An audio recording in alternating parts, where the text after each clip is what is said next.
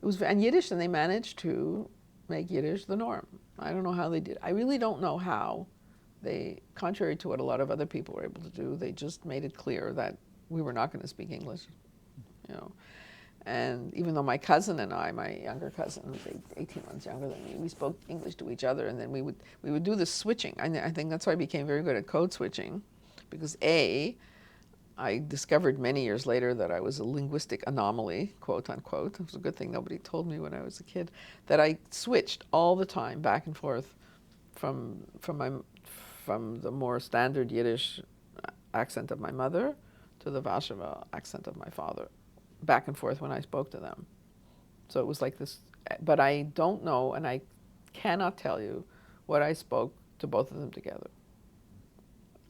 Sometimes I would try to sort of be conscious of it, and then I got sort of paralyzed, so I couldn't do it while I was thinking about it, you know.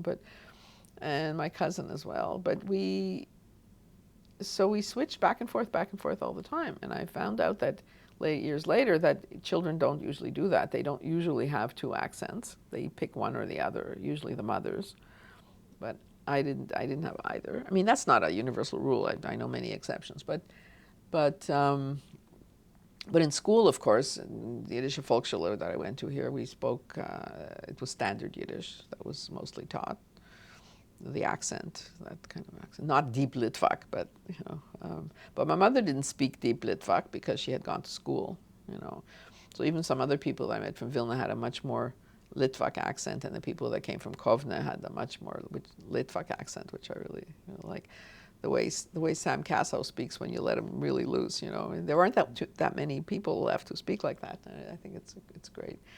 But my father also didn't speak like deep Varshe, you know. He didn't speak what they call Ekshmule Mille, you know, which is, well, you know, Mille Street, right? There's Schmolle Mille, and then there's Ekshmole Mille. So it's like this.